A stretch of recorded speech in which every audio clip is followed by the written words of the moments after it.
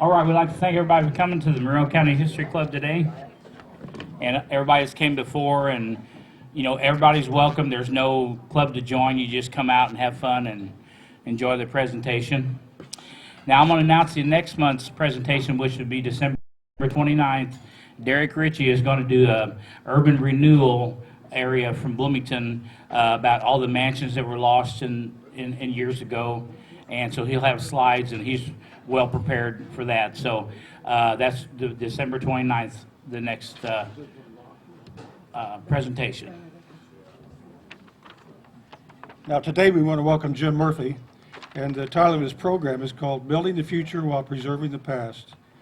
Jim has lived in the Bloomington community going on about 40 years. Coming to Bloomington from just west of here, his childhood years are for the most part spent in Greene County. He's married. His wife Kathy, formerly Kathy Minette, is from Monroe County. Her family are sixth-generation residents of this county. Jim and Kathy have 3 children, Beth, Aaron, and Megan, son-in-law Trent, and 1 grandson, Drake. Jim has worked for CFC Cook for 28 years. Having lived and worked in Bloomington for as long as he has, particularly in his current position, he is very much in tune with the community in a variety of ways. He sits on several boards and committees, therefore serving the community in many different ways. Downtown Bloomington Incorporated, YMC Board President, BEDC, just to name a few. CFC is a property development and management company that specializes in the renovation and restoration of architecturally significant structures like the Cochran House, Showers, Fountain Central, Fountain Square, and French Lick, and many more. For over 40 years, CFC Properties has been a leader in the restoration and the promotion of Bloomington's downtown and other communities such as French Lick, West Baden, Laconia, and Salisbury, Indiana. And they also own and manage properties in Bill Cook's hometown of Canton, Illinois. So, without further ado, here's Jim.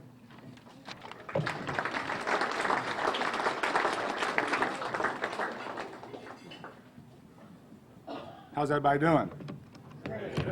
Thanks for the invitation. I appreciate being here.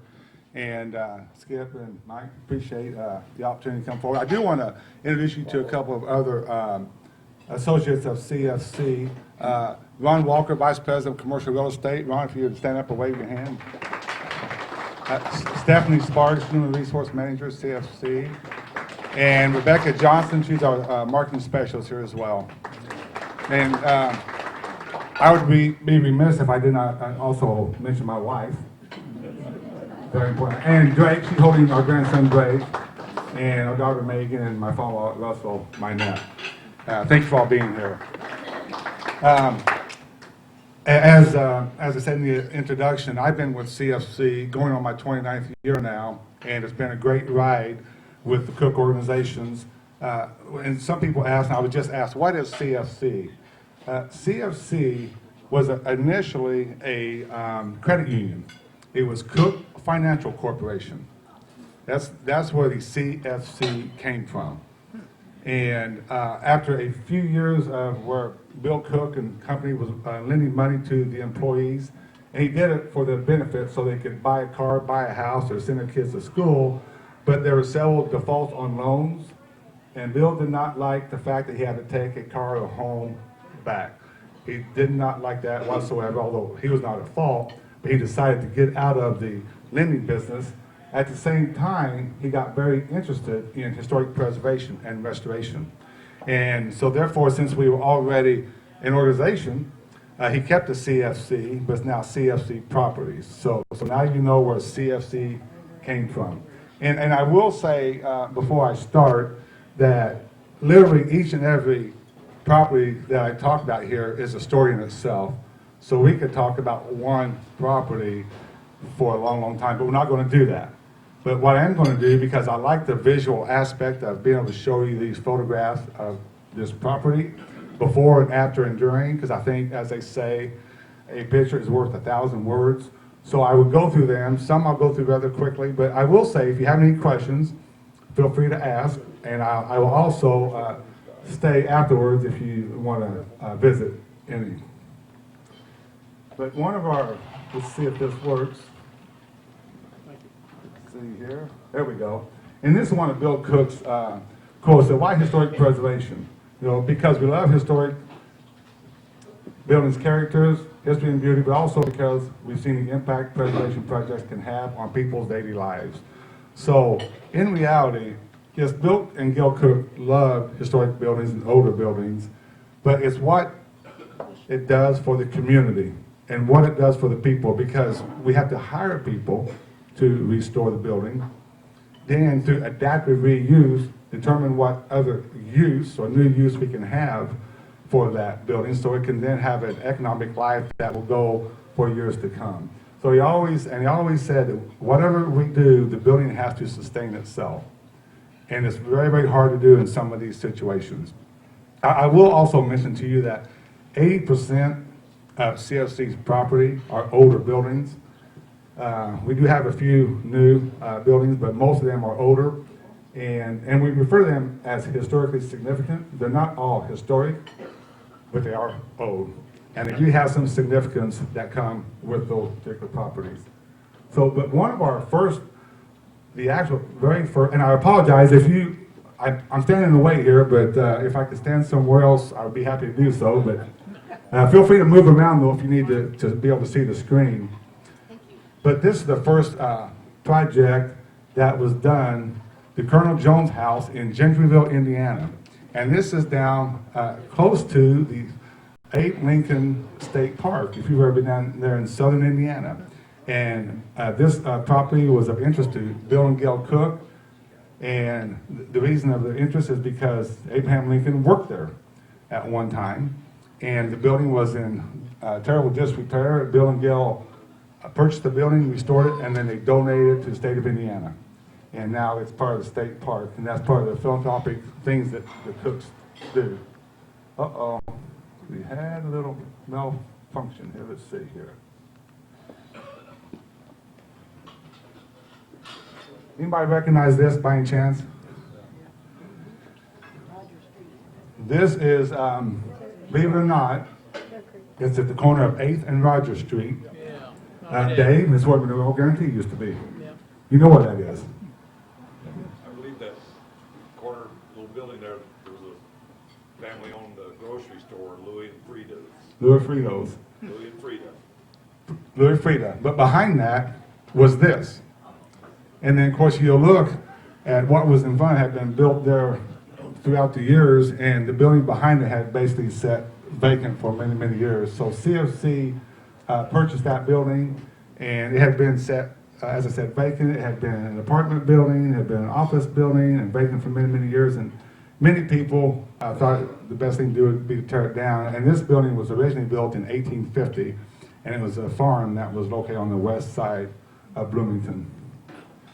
I know a lot of you remember this building. It's still there today. It's the old Graham Hotel. And that's what it looked like before CFC purchased the property. And of course, you may have heard the story. It had sat vacant for 8 years. Bill Cook and then Mayor Frank McCloskey had a conversation, and Bill said he'd be happy to acquire the property and restore it if the city would build a parking lot, because it didn't make economic sense for CFC to buy additional land and build a parking lot when that was really the city's responsibility to provide that parking. And on a handshake, literally on a handshake, they did that, and CFC purchased this building and the city built the parking lot. Now this is what it looked like on the inside. I will tell you, many of our projects are very, very challenging, and you have to have a lot of imagination to see what the end result is going to be. If you look closely, what that is, that's pigeon droppings. Wow. And if you can imagine 8 years of the windows and the doors being open and busted and cracked, how many pigeons lived in there, and there were literally truckloads of pigeon droppings that had to be removed from that. They had a beautiful dining area at one time. Of course, Betty Davis stayed there at the Grand Hotel, as well as many others. And of course, today, it looks like this. The old Illinois Depot that's located at Morton and 7th Street. Yep. Many people, again, would have said, why don't we just wait for a strong wind to blow that down and take care of itself? But we did not want to do that. So we acquired this property, and since we have owned it. It's been 3 or 4 different things. It was interior fountain fabrics, was located in there for about 15 or 16 years. Ivy Tech was there, and most recently McCree's Deli.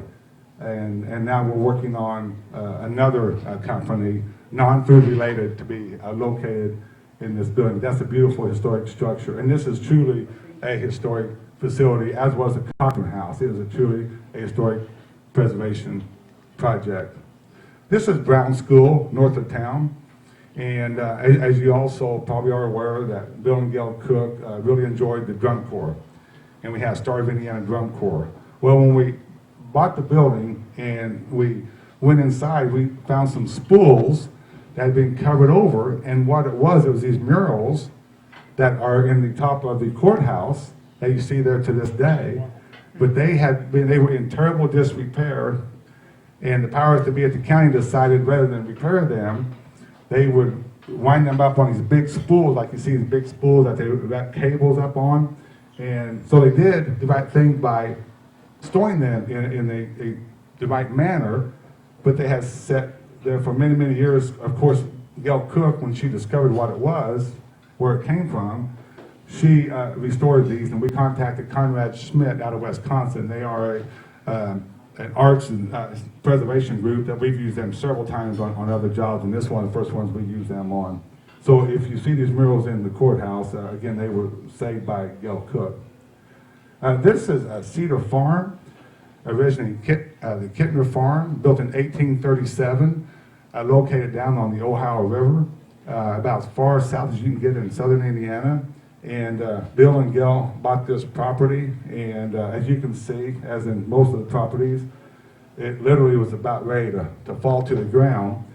And so the first thing that we did is we shored that wall up so it wouldn't, and spent a lot of time. And on this property, there's a tobacco barn, there's a one-room schoolhouse, there's a milk house, there's an ice house in addition to this, and there's several hundred acres there as well. And this faces the Ohio River, and that's what it looks like to this day. And if you can envision staying on the porch or sitting on the porch with your iced tea in your hand and looking towards the river, of course that was a mode of transportation back in the 1800s. That's how they got from here to there, and the Cooks still own this property to this day. This is the old J.C. Penney's building. Many of you may remember that when it was downtown, and of course it's now the uptown. Hasn't changed a lot on the exterior, but again, we had to repurpose what was there, a department store, to what it is now, where we do have some retail and offices in this particular building. The old Tom Taylor Foods Distribution Warehouse has sat underutilized for many, many years. CFC bought it, and then we thought, well, what are we going to do with this? And so what we decided to do was convert it to an antique mall. So for almost 20 years, we owned and managed with a friend of ours, Donna Hartstrike, the Bloomington Antique Mall. And when we first opened this business, we received 10,000 visitors a month at the Bloomington Antique Mall. So you can only imagine what was there, and then when it was converted to this, and the improvement that it brought to downtown Bloomington and the economic vitality that followed that. One of my favorite times of year is Christmas. This year we will celebrate, we being the downtown community, will celebrate the 30th year that we've had the canopy of lights. And for 28 years now, CFC has been responsible for, or we've taken on the task of lighting all the trees around the square. So the canopy of lights is literally what you see, these strands of lights up overhead. And CFC lights all the branches on the trees around the square, and also the tops of the buildings. And if you notice that, every branch is wrapped individually like this. And at one time, we had about 187,000 lights, and if you put them in the end, it was just under 28 miles in length. It's a lot of work, and we used to, because we would have to start in July to get this done, for the first Friday after Thanksgiving, we would always say at CFC, it's Christmas in July. However, because some of the trees have died since then, because of the location and species of trees, they've been replaced with a new, smaller trees and different varieties, so we don't have near as many lights, but it's still quite a job. And it's a wonderful time of year to do that. You can see the lights there, and I think this is just a great picture that just represents what it was. Now, I hadn't been to CFC all that long, but I thought, I have an obligation to share with Bill Cook how much money we spend on Christmas decorations downtown Bloomington for the community. We get no return on investment on that other than a very important thing, community pride, community happiness. That's our return on investment. And so my wife, Kathy, and I went out with Steve and Connie Ferguson and Bill and Gail Cook, had a nice dinner. We're staying in front of the Graham and talking about the Christmas lights, and I told him how much we spent, and he looked at me with those glaring eyes, and he called me Scrooge. And he said, ball humbug. And I said, no, Bill, I love Christmas. It's my favorite time of year. He said, well, what are you worried about? I said, well, if you're not worried about it, I'm not worried about it. But he paused, he looked around, and he said, people need something more to smile about. I want to do more. And we talked about what we could do, and then he looked up at the Graham, and he said, light the Graham. And I said, you request it, we will do it.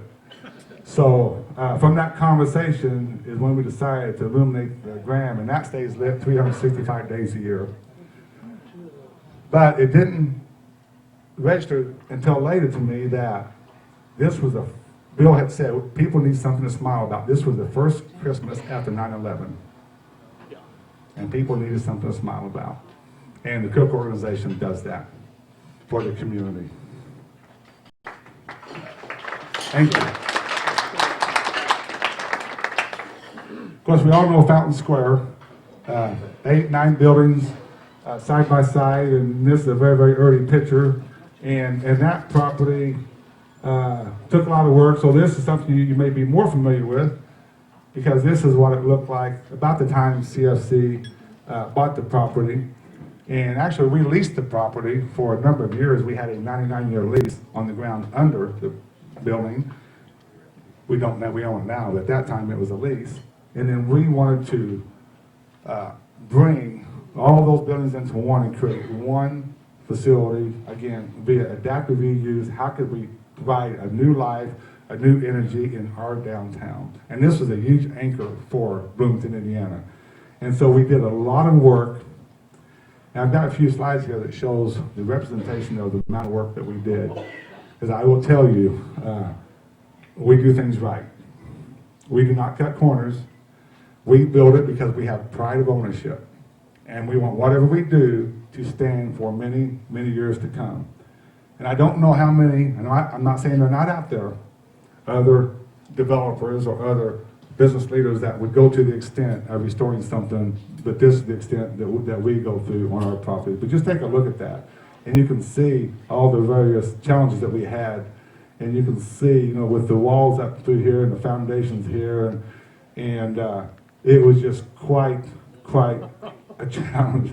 And then also look at the wallpaper. That kind of shows the areas we're going through the various rooms there. And then this is the footer that literally the footer set on limestone. In some cases did not have a concrete poured footer. It was just limestone rock that Fountain Square was set on.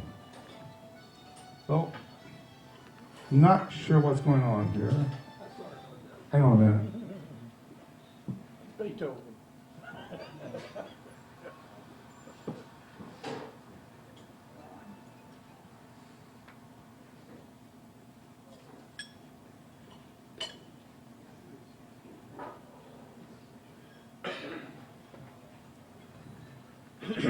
So, as we are restoring Fountain Square, we use a lot of contractors, Bloomington contractors, but Charlie Pritchard was one of the contractors we used. And before we put this still up, he went across the courthouse, and he's standing like this with his arm folded.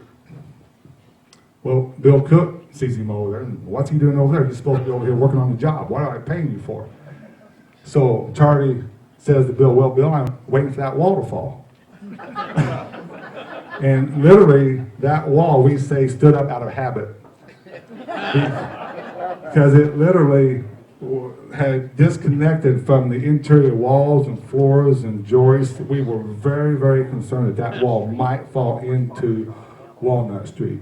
So we spent a tremendous amount of time in engineering, but if you may remember this, whenever we had to install all these beams up on this east wall, again next to Walnut Street, and we did that to keep the wall stabilized so it would not fall into Walnut Street until we completed the work. Of course, that's what it looks like today. And every year, we put the flower boxes up, and people just absolutely love these flower boxes. That we feel if we're a good neighbor and we take care of our property, hopefully that bleeds over to the neighbors and they do the same. And I think it's very successful. And the pink wall, by the way, the reason that wall is pink, we was trying to decide what color to paint, and Bill said paint it pink. Of course, you didn't often ask Bill why. You just do it. But we said, well, Bill, why do you want to paint that wall pink? And he says, because that wall needs some tender loving care. It needs some TLC. No one's noticed it for years, so we painted it pink, and everybody noticed it. And of course, Fountain Square Ballroom. When we were scraping the paint off this, we noticed the ceilings had this beautiful paint patterns on it. So we told the contractor to stop, and again, we contacted Conrad Smith, and then we very carefully removed all the paint and discovered this pattern on the ceilings, and then Conrad Smith they created another pattern stencil that we could then pattern after what was originally there and paint what was originally there. And so this is the way it took place. And actually, my wife and I got married in this room, too. We were the first ones married in there after the renovation. This is, yes, anybody know where this is? Cemetery? Oh, yeah. Rose Hill. Rose Hill. I learned on Rose Street. Anybody know where that fountain is now? 3rd Street. 3rd Street Park. Anybody know who put it there? I guess you all did. What had happened is this is obviously when it was in good condition still. Is that a Fisk fountain? No. But what that is, that's a cast iron fountain that vandals had turned it over and broke it, and the city was going to throw it away. And we asked them for permission if we could get it, rehabilitate it, restore it, and then they said yes, and we worked with the city. So we restored the fountain and put the fountain here in the middle, and then we worked with other local contractors to build this plaza. City of Bloomington Parks and Recreation, CFC, and others. So we built this plaza here in 3rd Street Park. So these are things like this that we do. A lot of people don't necessarily know what we do, and that's okay, but it's good for the community. This is some new construction. This is over, you might remember Bass Saloon? Bass Saloon used to be? That's where Bass Saloon used to be, right there. And we bought this, and there was a skating, Swifty gas station was there on the corner of Walker and 2nd Street. And Bass Saloon, there was a skating rink back in the corner on South Walker, but we bought this property, and so these are all what I call new buildings, but they're about 20 years old now. So they're relatively new for CFC. This is on 6th Street, the Wicks building, the Wicks department store. I know that a lot of us remember that. And I know that we had an open house there. We completely restored the 2nd and 3rd floor about 2.5 years ago. We had a tenant that occupied those 2 floors for 25 years. But whenever they left, it gave us an opportunity to do a completely restoration. So as we're thinking about what to do, my staff is trying to decide what do we do. Because you have something already in place, and again, you have to figure out how you're going to utilize it in the future. And I'm sitting there and I'm thinking, well, what would Bill do? I know what he would do. He would tear everything out and start over again. So I told my staff, just take everything out and we're going to start over again. And that's what we did. So we took every interior wall out and we started over again. And now we have 3 tenants on the 2nd and 3rd floor occupied. It's a 100% occupied building. It's a great building. It's just beautiful, and it's on the north side of the square. And that's what it looks like today. Why didn't you replace the elevator? Why didn't we replace it? Because it still works. And it's one of those things that we've looked at, and we have continued to work on the maintenance on it. You know, you mentioned the elevator. We have been told, I never experienced it, but I was told that when Rick's department store was there, they had an elevator operator, a host, if you will. And so obviously a lot of you recall that. So what we did is we had someone at our open house to be the host of the elevator to take you up to whatever floor you was going to. Yes. And so, so this, the showers facility, of course, as you know, it was one of the largest employers in the city, and has sat underutilized for many, many years. Indiana University owned it. It was basically a warehouse, and CFC, City of Bloomington, Bloomington Advancement Corporation, which they called themselves the Boy Scout group, was involved, where they helped to facilitate the acquisition of this property. So CFC bought a third of it, so it was converted to a condominium. So we own a third, the city owns a third, and then a couple of years ago, the county bought the other third. So you have the two government offices and then CFC. And this was a bit challenging as well. And I think this project is one of the projects that really helped bring things to the west side of downtown Bloomington. Because if you'll know, like the Cochran House was in that area, you know, the Showers Bros, the Monroe factory was in that area, and it had really gone downhill for many, many years. And this needed to be done, and we was involved with that. And that's what it looked like when we first bought the property. The university, again, those are cages that had been built to store stuff for the university campus division. And you know, they had all these windows. As you know, they have a sawtooth roof design, and all the windows are located on the north side because it's indirect sunlight. And so they have great light in there all the time. Even on a cloudy day, you might be surprised how much light is on the inside of that. And also they had a really interesting device where they could open all those windows, where you could pull on a pulley and a chain, and they could open those windows, and then that was also their ventilating system as well. So you got ventilation and light from the north side window design. Paula keeps doing that. What's going on? Did they leak? Did they leak? From time to time they did.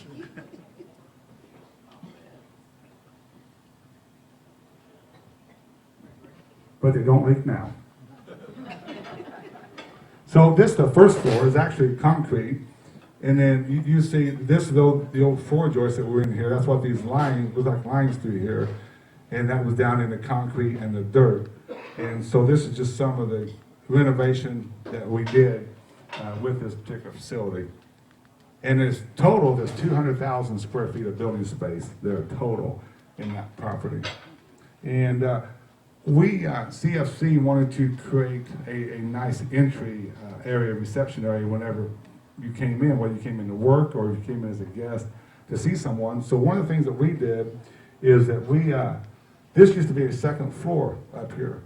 But we took the second floor out, all the joists and the flooring material, and created a lobby. So what we did is we changed that from that to this lobby when you come in to the Showers building. We'll give you the before and after. And this is our East House, one of the oldest homes in Bloomington.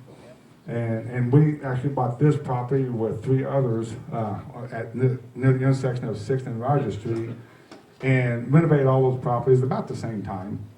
But we started with this one, and now it's occupied by an attorney. So again, what was once a residence is now housed a business. This is a 1996, West Baden, Indiana. Now this is one of those projects that we could talk long about just this project, but we were on a field trip and trying to see the condition of the property and taking notes and pictures and trying to figure out what to do with this property if we were to get involved. And that's me when I had dark hair a few years ago.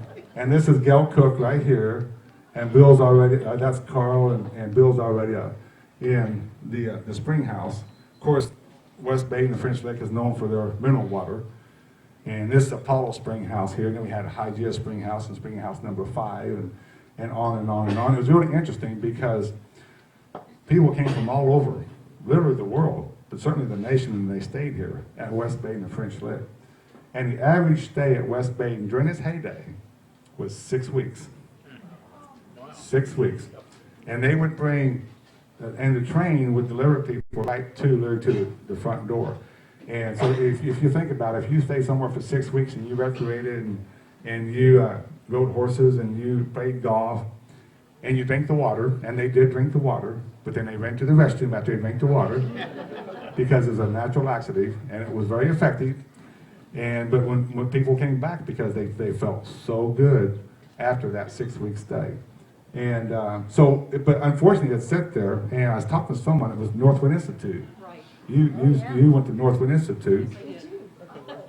And so it was, it was West Baden College, which was the Jesuits, and Northwood Institute, after the hotel closed its doors. And Ed Ballard, a local person that had worked there for so many years, had worked his way through, and he bought it from Lillian Sinclair, who's Lee Sinclair's daughter. And so, see, I could tell you all about the whole West Baden thing, but it's really interesting, the history behind West Baden, but it's sad to think that it had gotten to this condition. And so we was contacted by EN Landmarks, would we want to get involved with the property? And we said we would. And it started off, how much would it take? It started maybe $1 million, and maybe $5 million. And when it got to $10 million, we said, wait, let's stop and think about this. But we still agreed to do it. And so now to this day, we have wonderful activities and events down there. We went down this past Friday for the lighting of the trees down, but Friday night at French Lick and Saturday night at West Baden. And we have 680 rooms combined, and every room was occupied. And there's also, I think, 3 other hotels that's been built there since our investment, and restaurants, and so the community is really coming around. That's what we do. I mean, CFC, we're very much involved with the community development, but we do not want to do it all. We get asked often, will you come to our community? Well, what else do you have going on in your community? Who else do you have participating? Who else do you have that's committed to make a difference in your community? Because it's too easy to have somebody like Cook to come and just do it, and we're not going to do that. So every one of these communities that we've gotten involved with, we get involved only if there's a commitment from the community. And then, of course, you're seeing, looking at the dome here, and that's what it looks like to this day, roughly. So if you see this here, this is Hygeia Spring House here, but look how much growth, undergrowth we had here. It's about 17 years as set vacant like this. So we didn't even know that there were the brick paths that was in the sunken gardens until we started cutting the grass and digging down through there, and it started revealing itself. We found a lot of treasures down there. It's pretty awesome. So if you haven't been there, take a trip down. It's well worth the travel time. This bottle is, I talked earlier about drinking the water, and this is a Sprudel bottle water, and they bottle water down there at the Sprudel plant. But we found this bottle at the Ferris Market. Remember the Ferris Market building? We bought that at the Ferris, closed their doors, and now Talent Restaurant is located in that building. But when we were restoring the Ferris Market, we had to remove some of the flooring because it was rotten, and lo and behold, we found this bottle. And we looked at it, and it's Sprudel water. So it's pretty interesting. We was involved with both projects, and then of course there was no water in it, so I guess they really did drink the water. And so that's actually on display in Fountain Square now. And this is the section of the dome that had collapsed. Again, 17 years of water infiltration and freezing and thawing and movement, and that's what happens if you don't take care of a property. So thank goodness we were able to get involved and work on that, and that's that same wall to this day, how we've changed that. And then, of course, this is our sister hotel down there, the French Lick Springs Resort. Just a beautiful resort in itself. And the lobby of the French Lick Resort, it's an amazing property. There was, I think it was in 1917, the chef was fixing breakfast and he ran out of orange juice. And he decided he needed to have something to drink. And what's the gentleman's name? What's the chef's name? Louis Perrin. So Louis Perrin, the chef, decided he would squeeze tomatoes to make tomato juice. And that tomato juice, right here in French Lick, Indiana, that's where it began. Yes, 1917. And if you, the next time you go down there and you're in the lobby area, there's some really nice murals on the ceiling. Now, several people wanted Bill and Gail Cook to have their bust mounted somewhere, or photographs of them somewhere, but you know the Cooks, and they just did not want that. But what they did, they allowed Conrad Smith and others to talk them into putting them in a mural. So this is on the ceiling. Really? So obviously there's Bill. He's pretty buff, isn't he? And there's Gail. So the next time you go in the lobby, in French Lick, turn to the right, and there's a fireplace there. Before you exit that lobby area, look up, and there's 4 murals. And find them. I think that fireplace was a surprise, wasn't it? Pardon? Finding that fireplace was a surprise. That not that one there, no. Mm-mm. But there were a lot of surprises down there, absolutely. And then, of course, this is new. This is the the Pete Dye golf course. And it's just beautiful golf course. I don't know how many golfers we have in here, but even if you're not a golfer, isn't that just absolutely wonderful? And when you're here on the course, you can literally see 40 miles on a clear day. It's one of the highest elevations in the state of Indiana. And of course, we've had a few, we had a PGA championship tournament down here earlier this past year, and then a couple LPGA senior events as well. This is Salem, Indiana, Beck's Mill.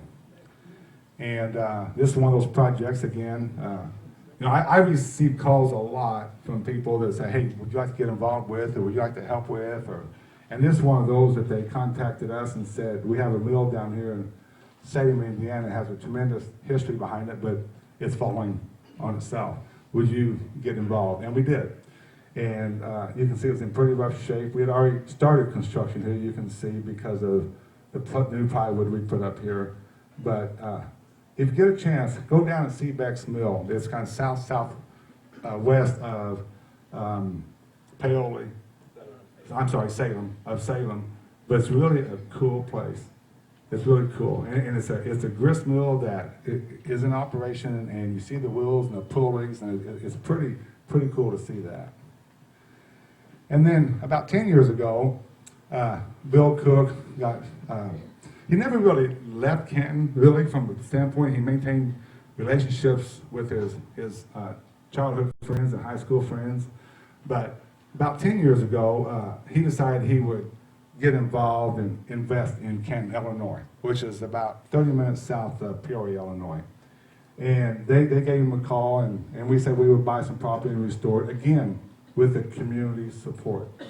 So it doesn't look like a whole lot here, but this building here is one of the top 10 most endangered historic buildings in the state of Indiana, whenever we bought the property. And it was a drugstore that had just wonderful interior finishes and had been operated for many, many years. And so we decided to buy it. And this is the bank building here, and you'll notice the brick, it looks so much nicer, newer, and cleaner.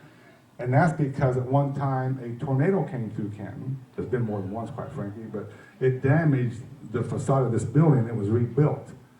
But they was able to save the apothecary here, the old Lewis building. So that's the reason you see the difference in the two facades. And then Bill said, well, if we have a second floor, we've got to have an elevator to get to. So he said, I want a glass elevator. Kind of like what we have in Fountain Square. So we have a few offices on the second floor. We have, I think, maybe there's 8 total, something like that, Ron, I think, betting that number. And so for handicap accessibility, we have the only glass elevator in Fulton County. But you know what? It really does good for that property and for the community. And then we have a business in here called the Sweet Shop. And one of the things that Bill wanted to make sure that we did is that we kept the soda fountain that was in there. And I'll show you a picture of that momentarily. This is on the second floor, again, to show you the condition of some of the property, of this particular property, whenever we purchased it. And the ceiling had fallen in some of the areas. This is in the lower level, in the basement. And this is in the Lewis building. And what's interesting, this actually was in really, really good condition on the interior of this building. So it didn't take a whole lot in terms of resources to bring it up to today's standards. But this is a show globe. And a show globe was a globe that they had back many years ago, whenever they would have them at the edge of towns or at some times at riverbanks. And if there had been a plague had hit a community, they would have this globe a certain color. And I don't know what color that might have been. I'll just say maybe it was red or something. It means there was sickness there. There was a plague there. So enter at your own risk. Or if it was a healthy community, it would be of a different color, so maybe blue or green. But this is called a show globe, and that is in this apothecary. And of course, we kept it there as well. But that's what that show globe was for, and it makes sense being in a drugstore. And this is actually the first building that we purchased in Canton, Illinois, and it's called the Randolph Building, and it faces the square. And what it looks like today, and I just love this picture because it shows what we've done since we purchased the building, but also the historic water tower to the right. So this is where Bill Cook grew up. This is in the basement of that same building, and our architect, George Ridgway, was walking around the basement, and he had boots on, about 14 inches tall boots, so I told him he was in a 12-inch no-wake water walk. Because if he walked very fast, he's going to get his boots filled with water. But after we inspected that area and drained the water out, we didn't know it until the water was gone. There was a hole that was about 10 to 12 feet deep that he had walked right past and did not know it was there. Thank goodness he didn't hit the hole. And this is just some of the, during renovation, this is that same building where the roof had started leaking. And that's why you had the water in the basement, because it started at the top and all the way down through. This is the J.C. Penney building. It's actually Fulton Square. This was still in Canton. And there was a fire that had burned this block. And what the fire didn't destroy, water did. And it had sat vacant for many years. Well, there were several local businessmen that decided to build a shopping center there, which is a good idea. The problem is they face a shopping center opposite of the town square. So where we are standing here is where literally the town square is located.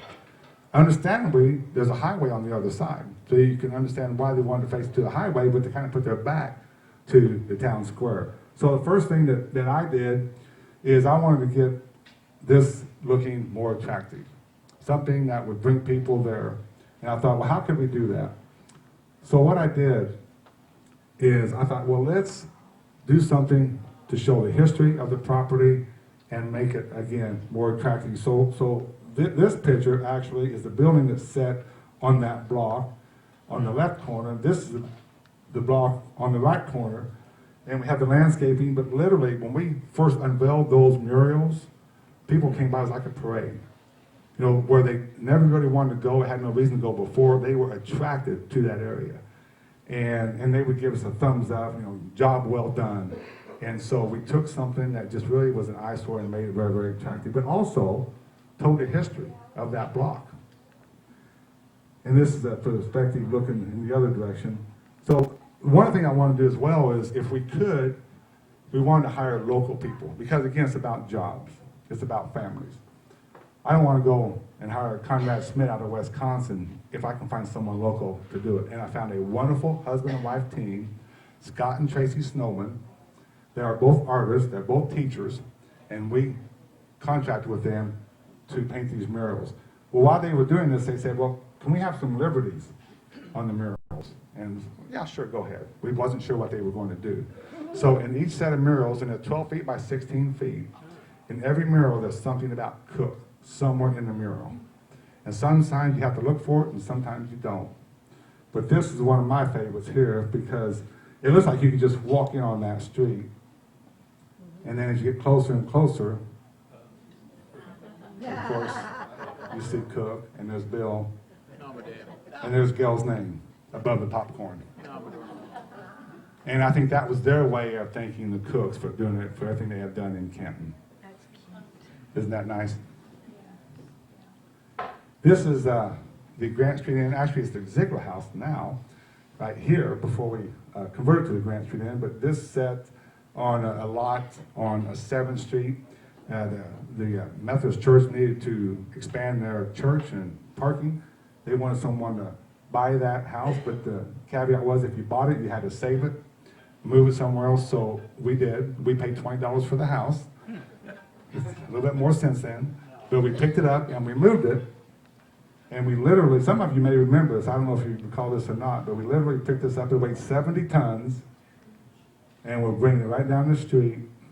And not only did we bring it down the street, we decided to dig a hole to make it a little more challenging, and we backed this 70-ton house on these pallets stacked up here, all this showing, and we had a footer port, and then we set the house in place, and we built the basement up to the house.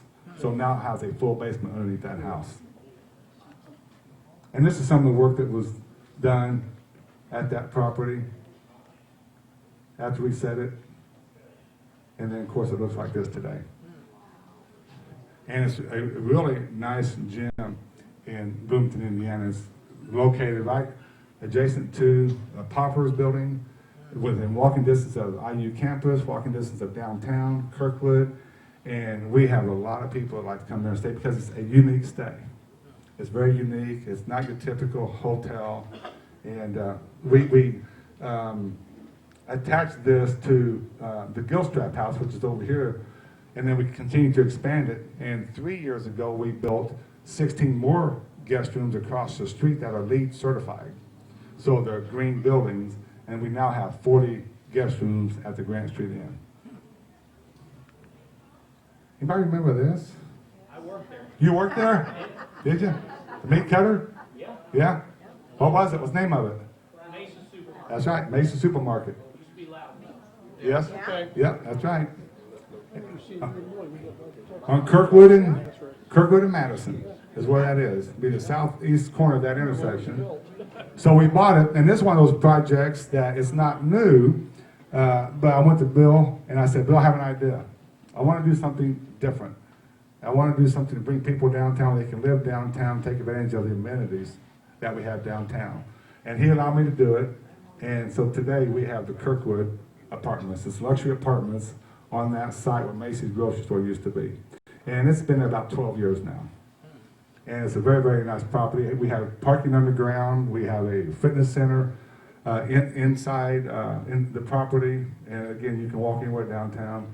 And every unit has a nice balcony, in some cases terraces. And then also on this particular corner, the residents can get up on the rooftop. We have a rooftop area with picnic tables and whatnot. So it's a great perspective from the rooftop of the Kirkwood. Back to the street there where the antique mall is. I love this because this really tells the story of why we do what we do.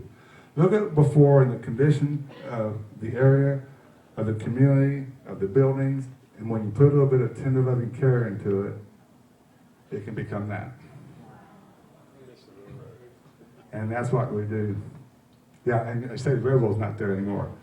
It's the Beeline. We owned this building at one time, and we no longer do. We sold it to the county. This is the old Johnson hardware store. But while we owned it, we wanted to do something to make it look nicer. And so what we did, we put a brick facade on the exterior. And again, that's something we did for the community and for the neighbors. It was not something we could get a return on investment for. But it looks a lot better than that cinder block building that's behind the facade. One of Bill Cook's saving landmarks that connects us to heritage, also spurs economic development and community revitalization. And we strongly believe in that, and we strive for that every day. We also purchased the Chase Bank building, so we own that. This is on the second floor, what it looked like. You might remember the escalator? Man, they must have a lot of business back in the days in the banks down there that had an escalator. But we didn't need an escalator, so it was really hard to find someone to remove an escalator, by the way. It's easy to find someone to install an escalator, but to remove one, that was difficult. But we were able to do so, and so this is where that escalator used to be located. We own One City Center also. This is a couple of houses we own down on Morton Street. That's 400 South Morton Street, and we purchased that and renovated that probably 20 years ago, maybe a little longer than that. And this is 348 South Morton Street, right there near what used to be the railroad tracks is now the Beeline. And then, of course, that's what it looks like today. And then we sold those properties. So it was, and those are located right behind Madison Park condos, if you know where those are. We built those properties at the same time we purchased and restored these as well. These are kind of some. Now, Laconia, anybody been to Laconia, Indiana? Bob Hamill has, more than once, right, Bob? Population 49. The Cedar Farm that I talked to you about before, the old Kidner Farm, Cedar Farm that had the nice columns, that is located south of Laconia, Indiana. And when we was working on Cedar Farm, we would go by this store all the time. It's where we would buy our gas and where we would buy our food. And one day Bill looked at that again and said, that needs some TLC. And so we bought it and we restored it. And we still operate to this day, and it's the Laconia General Store in Laconia, Indiana. The Odd Fellows in it? The Odd Fellows used to be in it, actually, and I'll talk to you about another general store. We have a chain here, so I'll talk to you about the other one. And then, of course, the building north of town, one of our Class A buildings up north side of town, beautiful building. GAC was in it, and then you'll notice it was kind of half a building, but now it's a whole building. So we added a second phase to that and finished this property out. It's a really, really nice facility, beautiful office building, has a great view on the north side of Bloomington. I got a quick question. Yes. The old country store, Yes. up at the very top, it says 100F. What's that? IOOF. Yeah, International. Oddfellows, International Oddfellows. International Order of the It was International Oddfellows, Order. Order of Oddfellows. So these are just a couple houses. And Bill Cook, by the way, he and I, this is where Bloom Magazine is located, but Bill and I would get in the car and ride around through the neighborhood together and look at the houses and property and decide how we want to build ours out to complement what was already there. So we actually selected this color from the near West Side neighborhood district, if you know where that is, which is Rod Street and West, right behind where the Coffin House is located. And I really like this one. This is right next to it. If you notice here, there's no window above the first floor here, but I decided we need to have one. So when we renovated this, it now has a window on the second floor. It looks like it's always been there. And this is all residential. Has a couple one-bedroom units and efficiencies. Back to the Cochran House, kind of just shows you before and after of that angle. Let's see. This is Falk. Everybody remember Falk Wholesale? Yep. This is where Falk Wholesale used to be. Right there on the corner. Yeah. That's the Grant Street. Tom O'Daniel Ford dealership. CFC's involved with that. Our involvement is the county and city have been talking about a convention center, but they couldn't get to act together quick enough to make it happen, so CFC bought the property, and we held it for about 3 years until we was able to get an agreement together, and then we sold it back to the county and city respectively. And of course, that's what it looks like today with the hotel to the south. And there's conversation about maybe expanding that in the near future. That's Where would you go with it? Ups? no, we actually own, you know where the Goodyear tire used to be across the street and the Napa building? Yep. We own that as well. I say we own that because that's one of the boards I'm on. So we acquired that property and then we bought the property all the way down to 2nd Street, where Flat Steve's used to be, down through there, so we own that as well. So we could go either east across College Street or south to 2nd Street. And we built these condos on Lincoln Place. They're over next to the Grant Street Inn. This is back in Canton, a corner that had sat underutilized for many, many years. And Bill Cook, after we invested in the downtown restoration projects, and we had built a facility, manufacturing facility, he decided we needed to build a hotel. So we built the hotel, Canton Harvester Inn. So we own a 30 room hotel. A lot of information. And this is downtown historic Canton mural that Snowman's Studios painted this mural as well. That's the lead certified building that's complements the Grant Street Inn. There's 16 guest rooms. I mentioned that before. We also have an electric car hookup at the Grant Street Inn as well for a Tesla. I don't know if anybody recognizes this or not. Yep, Salisbury, Indiana. Yo-Ho store. I used to go there as a kid, and yes, I got the ice cream, and yes, it was better pecan. And in 2012, we decided that we would acquire the property, and we did in late spring of 2012, and we opened December of 2012, the old general store. And that's what it looks like today. And I will tell you, it stays very, very busy down at Salisbury, Indiana. You may have seen in the news recently about the tulip trestle. If you get a chance, if you haven't been there, there's a new observation deck. Yep, Has anybody been to see that? Down at the tulip trestle. Of course, the trestle has been there since 1909. Yep. And it's one of a kind. And so the community decided to build an observation deck about, a couple hundred yards away from it. And it's really a great perspective where you can sit up there on that deck and see the trestle, versus in the past, you would typically just go under it and look up. Or you could do like I did and walk across it. Oh, wow. That's a long dude. That was a long time ago. Yeah. But this observation deck gives you a great perspective of the valley, and they're planting wildflowers in that 6-acre valley between the deck and the trestle. And so it's just a great view of what's there, and they have a nice little timeline and history of it. And they're getting about 150 people every day in the tulip trestle just to look at that facility. It's absolutely incredible.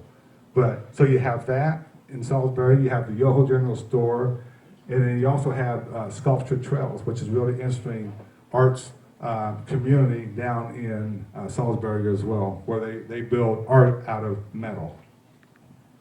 And real quickly, the Tivoli Theater in Spencer, Indiana. That's another one of our projects. And many of you may have been there. It was in really, really bad shape, as you can see here. But we took it from that to this. Wow. And it's absolutely beautiful. And the stars, the celestial positioning of all the stars are the way they were when they opened in 1923. It's absolutely beautiful. And 299 seat theater, has a couple balconies, and it's really, and they run movies there as well. But it also seconds as a performing stage as well, because this stage up here can, like I said, could be live performances, conferences, or movies. And you can do private rental. Yes, and you can do private rental. But again, another Bill Cook quote, we believe in the community-wide impact of restoration. It's not just about old buildings, it's not about preserving the past, but it's about building for the future and benefiting entire communities. And that's what Bill Cook's position was on this, and we continue that to this day. And I'd be happy to answer any questions you might have, if anybody has any questions, and I'm also happy to stay around and visit. Anybody have any questions on anything? Yes? I'd just like to ask you, since I believe you said you've been with Cook for 28 or 29 years. When you first got the job, what did you start out doing? And I'm sure you worked your way up the ladder, so. Well, Cook is a wonderful organization. Cook does allow, the question was, if you didn't hear it, is that I've been at CFC for 29 years, and what position did I start at? And she said, I'm sure you worked your way up the ladder. And that's correct. Cook is a wonderful organization. They do allow you to promote from within the organization to grow. We have a great educational program at CFC, really promote where you can utilize your skills to the best of your ability, expand your skills. But when I went to CFC, I actually worked for another company prior to that, and I had a really good job, and I didn't like my job. And I don't use the word hate very often because it's a really strong word, but I hated my job. And interesting enough, I had two brothers that worked for me under me, one older and one younger. That was interesting. And every day they would say, I hate this job, I'm going to quit. And I would tell them, you can't quit, you have nowhere to go to. But what do? I quit. And I had nowhere to go to. But I was interviewing, and I was fortunate to get in the door at CFC. They hired me, and I took a cut in pay, and I took a cut in position, and I hired in as maintenance supervisor at CFC. And I did what they wanted me to do. I worked as hard as they wanted me to work. I never said no. I never said I couldn't do it. If I didn't know how to do it, I would find out how to do it. And actually, there was someone else, I think, that was in position to be president of CFC, but they couldn't get things done. And I remember the day and the event and the opportunity was given to me after they asked this other person, and he didn't get it done. They asked me, and I got it done. And then he started coming to me instead of this other person. And then the doors opened, and I walked through them. Because doors open for a lot of people, but they don't have the courage to walk through. And so I did, and I continued my education. I went back to school, because my degree is in biology. But we never know what roads are going to take us in life, what paths we're going to take. But that's how I got it at CFC, and my construction background helped a lot. But I was willing to do what it took to get the job done. I was willing to take a job that to me was a good job, a good company to work for, had good morals, good ethics, and I was happy just doing what I was doing at the time. I never asked to be anything else. I was just given opportunities, and I took them. Thank you. Yes. The room at the Fountain Center that you refer to as the ballroom where you got married, Yeah. what was that originally? My knowledge is it was a dance studio originally, but if there's anything before that, I'm not sure what that is on that one. And one thing we did do at each one of those buildings, we have a brass plaque kind of between the walls, the dividing walls, to kind of identify what that building is, when it was built originally, and when we restored it. So it's like a two-sentence description of what was there. It may or may not describe the ballroom, but it does have a description of that building. Because obviously all those buildings were a different use originally. Yes. Just a comment, my mother, Mary Carter, Hi, right Mary. here, by the way, grew up right across the street from the Yoho General Store in the 20s and 30s. If I'm correct, my grandfather ran the store for a while. Yeah, before, way back, 30s. at Glover, Glover, the readiness store. Was it before the Yoho's in? Yes. yeah. Well, but my grandmother was a Yoho. Okay. What's her name? Well, she passed away. She was a sister to Bill. Okay. Yeah. Mm-hmm. But yeah, Little Salisbury, Indiana, there's a lot going on there. And it is exciting, it's fun, because you do impact communities' lives. And I remember whenever we unveiled the murals that I shared with you on Fulton Square, the back of the J.C. Penney's building, Tracy Snowman was speaking, and she was literally brought to tears because she was overwhelmed with emotion of what Cook had done in the community to help them who lived there and lived there all their life to have a better life going forward. And she said, and this is the best part of it all, she said that today is the beginning of Canton's Renaissance. She said that, not us. And that's the beauty of it all.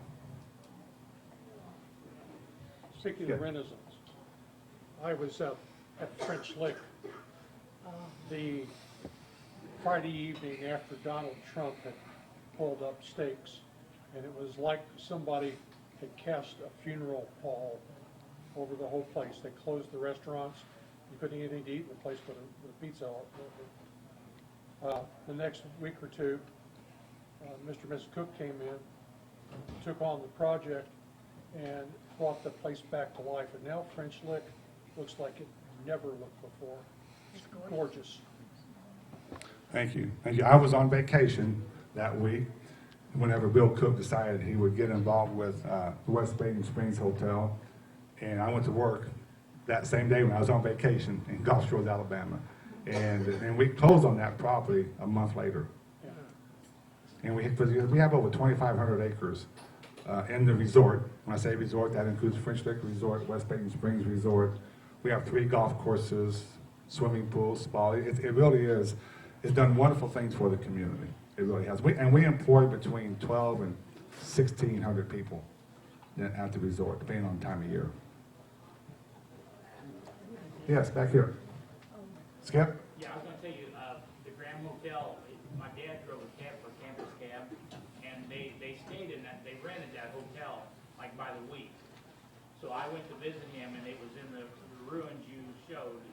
And I remember walking through there, and the windows were open, and it smelled like ungodly, and there was pigeons and walking the halls, and it was just like there was not many people in there, but he rented a room. It was like so much a month or whatever, but it was just a complete mess, and that was definitely obviously a big improvement. I remember walking through there when it was like this. It was bad, wasn't it? It was bad as it. I have one more back here first. Okay. You have a question? No, I just wanted to draw your attention to Oh, this. Okay. Okay. Speaking of birds, how about an update on the crows? Ron, you want to take this one? Yeah, I know. Yeah, so speaking of birds, how about an update on the crows? There's a lot of them. I know more about crows. This is one thing about this job. I never know for sure what I'm going to be doing from day to day. Down at French Lick, when we restored the Don Ross Golf Course, I get a call from Steve Ferguson. He says, I want you to buy a bar. And that was I'm not really sure what he meant by that, a bar, because there's a lot of definitions of a bar. But what he meant was when we restored the clubhouse, he wanted a bar to belly up to. So I immediately start calling friends I have in the business and the industry. I start looking online, and you can spend $500,000 for a bar. It's amazing how expensive these things are. You can spend $50,000 for it. Well, I called a friend of mine who knew of a bar that you belly up to, and this bar was at the old ski slope in Nashville, Indiana, on the right-hand side. And they was getting ready to liquidate.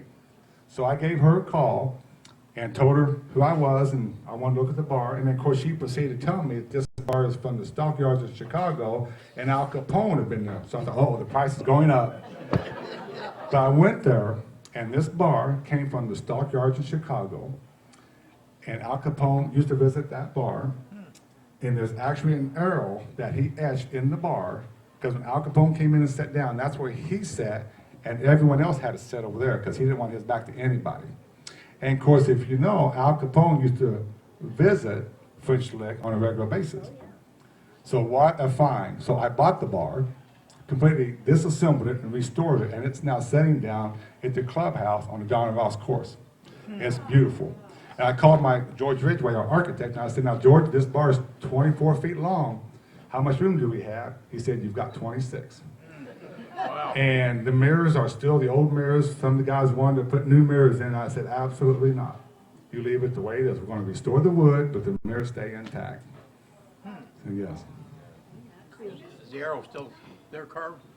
Yes. Just Yeah, the arrow's still there, and the bar is built by Brunswick, and there's a little brass plaque there that describes the history. Okay. Yes, it's still there. I'll see that. Where is it now? It's down at French Lick at the Donald Ross Golf Course, what they refer to as the hill course. But you go through French Lick about 3 miles, and there's a golf course on the right-hand side. And it's Donald Ross. And in the clubhouse, there's a restaurant, and it has that bar located there. It's a really beautiful bar. Yes. Chicago didn't have Bill Cook. They did at one time. They did. He went to Northwestern University.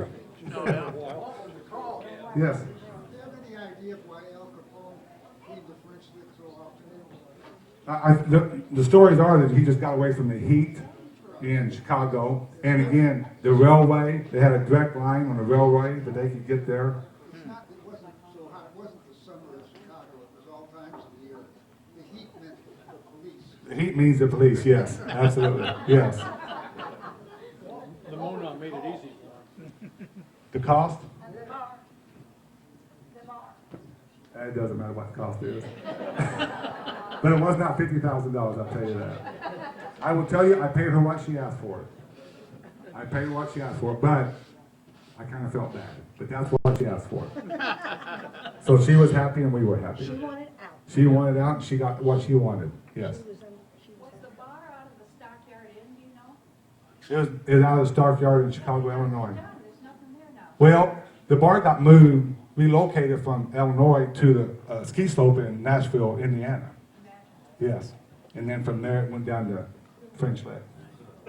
Could you relate the story of the smokestack at West Baden? I'm not sure which story. Well, apparently there's this architecturally correct smokestack that George Ridgway and Bill Cook were talking about.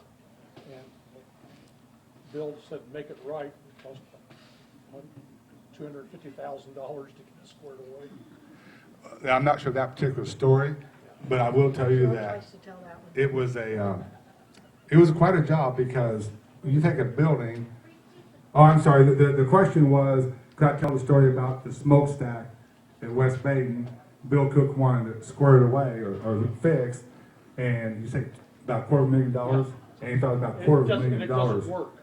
And it doesn't work. So, but I'm not familiar with that particular story. But again, that is really a presentation in itself because that's a phenomenal property. Has a tremendous amount of history at French Lick, West Baden. I mean, there was so many different uses with the Jesuits and the Springs, the Middle Springs, and the Northwood Institute, and it's just absolutely phenomenal. But when we went through there, every day was a challenge. And there was one spring house called Hygeia Spring House that's actually located at the Sunken Gardens. But when the Jesuits were there, they didn't need the spring water. So they filled it in. It was about 16 or 18 feet down. And they poured concrete. Well, we wanted to see if there was the spring water or the mineral water was still there. So we excavated that, and literally we had 2 or 4 guys working in there with shovels and buckets and a conveyor belt all summer long, removing all that concrete and dirt. And what we found were the finished, completed steps and stairway all the way to the bottom, and it was all glazed tile, very pretty. The well was still there. We found a goblet that had a handle about this long that they used to get the water and drink the water in the bottom of that, but the mineral water wasn't there. The mineral water, as you can imagine, water finds another route, and it found another route to go underground, but there was fresh water there. But Bill didn't want fresh water, he wanted mineral water. And it would continue to fill up about 3/4 of the way because the drainage system had collapsed over the years. So after all that work of excavating that, Bill said, fill it back in. So we filled it back in and poured concrete. Yes. I happened to be serendipitously down there when it was all excavated down to the very bottom. I got Yes. to see that. Yes. Was any thought given to doing the same thing for the Apollo Spring to see what was below? There was, but, and I really wanted to do that. Apollo Springs is one of the biggest. It was the main spring house at the West Baden Springs property. But it got to be about how much do we continue to dig for these treasures? Because we found a lot, but Bill said on this one, no, we're not doing it. Enough's enough. We're just going to stop. So we did have that conversation. The other thing is for the Sprudel spring house that was no longer there, has any talk been given of ghosting it, or at least ghosting the foundation of it, to show people its location? No, there's not. The question was about the Sprudel Spring House, and we're going to create a ghost spring house there, and we're not going to. There is a bowling alley down there at the end of the Sunken Gardens that's been underutilized since we've owned it because of the floods. But we are currently working on how to control that. And if we do, and we're looking at building berms and pumps, if we're successful in doing that, we hope to remodel that bowling alley into an event and meeting space where we have weddings and receptions and other meetings, because it's really a very large building actually. But we have a flooding problem down that area. Oh, one more. I'll take one more. What is your next project? Well, we recently bought down in Salisbury, the Yoho store. We bought the property directly behind the Yoho store. It's a house, but we tore it down the next day, so that project's down. But we're thinking about doing something with that property. We might expand the store and warehousing a little bit. Might do something else for the community with that area. Earlier this year, we bought the Red Cross property on 7th Street, if you know, next to the Grant Street Inn. So now we own a half a block there. And we are considering, do we want to do something to complement the Grant Street Inn or not?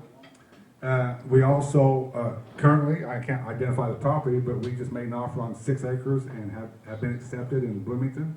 And we're doing our due diligence now. And we also keep our eyes on the tech park or the trades district that's directly north of the Showers property. You may have seen a lot of news about that in the paper recently where they're trying to develop 12 acres in trades district. So we're looking at that very closely as well. So we have a lot of things going on. And we have 4 divisions. We have commercial, multifamily, residential. We didn't talk about that, but we own about 350 apartments. And then we have hospitality in the Grant Street Inn, and then again, the Yoho General Store. You've partnered with the city of Bloomington on some of these projects. Have you thought about doing anything with McDowell Switchyard? The comment and question was, we partnered a lot with the city of Bloomington with projects, and are we considering doing anything with the McDowell Switchyard? We are looking in that area, and that is a consideration, it's being considered. Yeah, and the McDowell Switchyard is a 56-acre area that is going to be developed into a park. So it's going to be the largest park in city limits. Well, thank you, everybody. I'll hang around for a while. Thank you much. Appreciate it.